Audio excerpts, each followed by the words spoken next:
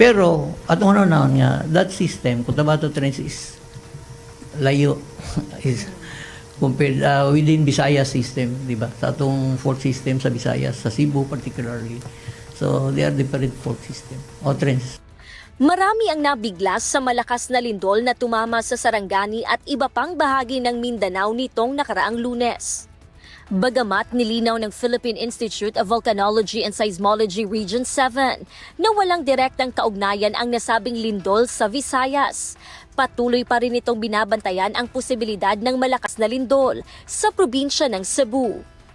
Ayon sa ahensya, may mga potentially active faults ang Cebu na posibleng magdulot ng lindol na may lakas na magnitude 7.2 hanggang 7.5 kung ito ay gagalaw.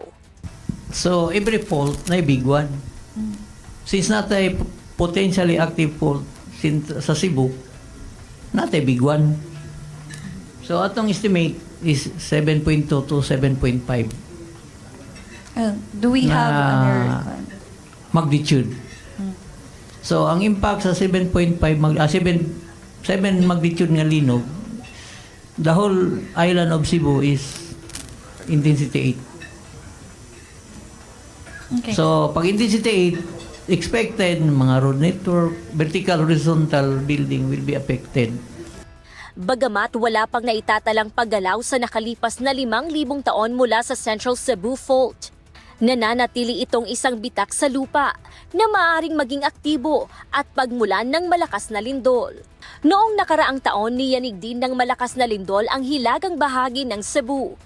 At umabot na higit 21,000 paggalaw ng lupa ang naitatala ng ahensya mula noon.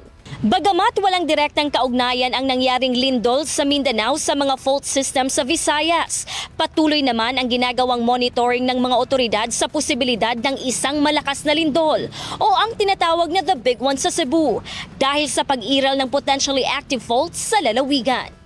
Kaugnay nito ay muling pinaalalahanan ang publiko na manatiling handa at mapagmatsyag. Gladys Tuwabi, UNTV News and Rescue. Diyos ang aming sandigan, serbisyo publiko ang aming pinahahalagahan.